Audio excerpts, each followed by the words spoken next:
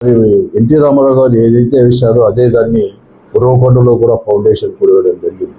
99 వరకు కూడా ముందుకు కూడా పోలేని పరిస్థితి, కేవలం 24 కోట్లు మాత్రం. మళ్ళీ తర్వాత 99లో మరొక మారు ఆత్మకూరు దగ్గర 40 టీఎంసీల సామర్థ్యంతో అంజనేనివా ఉన్న దాన్ని 5 టీఎంసీలకే తగ్గించి ఒక తాగునీటి ప్రాజెక్టుగా చేసి మరొక మారు 99లో కూడా ఫౌండేషన్ జరిగింది.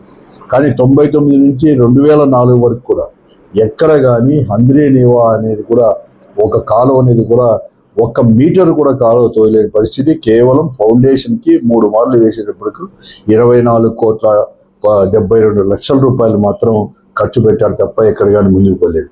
2004లో రాజశేఖర రెడ్డి గారు ముఖ్యమంత్రి అయిన తర్వాత 2005లో వచ్చేసి మళ్ళా కూడా అదే 40 టీఎంసీల సామర్థ్యాన్ని జీవో కూడా మార్చి అక్కడ ఫౌండేషన్ వేయడం, తర్వాత చక్కచక్క కూడా పనులు జరపడం, దాదాపుగా 4,000 కోట్ల రూపాయలు ఆయన ముఖ్యమంత్రి ఉన్న 5 సంవత్సరాల్లో కూడా ఖర్చు పెట్టడం.